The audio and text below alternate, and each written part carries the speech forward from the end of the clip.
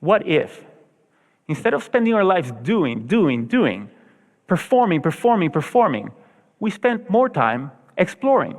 Research shows that after the first couple of years working in a profession, performance usually plateaus. This has been shown to be true in teaching, general medicine, nursing, and other fields. And it happens because once we think we've become good enough, adequate, then we stop spending time in the learning zone. We focus all our time on just doing our job, performing, which turns out not to be a great way to improve. So the way to high performance is to alternate between the learning zone and the performance zone. The learning zone is when our goal is to improve. We do activities designed for improvement, concentrating on what we haven't mastered yet, which means we have to expect to make mistakes, knowing that we will learn from them.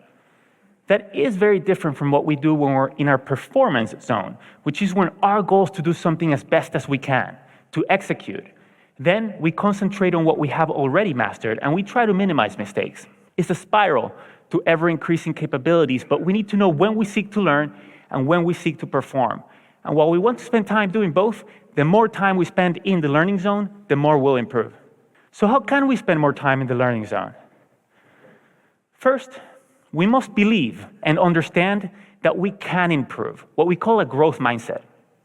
Second, we must want to improve at that particular skill. There has to be a purpose we care about, because it takes time and effort.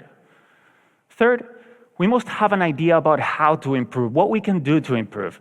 Not how I used to practice the guitar as a teenager, performing songs over and over again, but doing deliberate practice. And fourth, we must be in a low-stakes situation. Because if mistakes are to be expected, then the consequence of making them must not be catastrophic or even very significant. A tightrope walker doesn't practice new tricks without a net underneath, and an athlete wouldn't set out to first try a new move during a championship match. But what if we find ourselves in a chronic high-stakes setting? First, we can create low-stakes islands in an otherwise high-stakes sea. We might find a mentor or a trusted colleague with whom we can exchange ideas or have vulnerable conversations or even role play. Or we can ask for feedback-oriented meetings as projects progress. Or we can set aside time to read or watch videos or take online courses. Those are just some examples.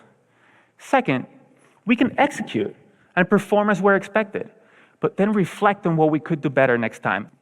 And finally, we can lead and lower the stakes for others by sharing what we want to get better at, by asking questions about what we don't know, by soliciting feedback, and by sharing our mistakes and what we've learned from them so that others can feel safe to do the same. Real confidence is about modeling ongoing learning.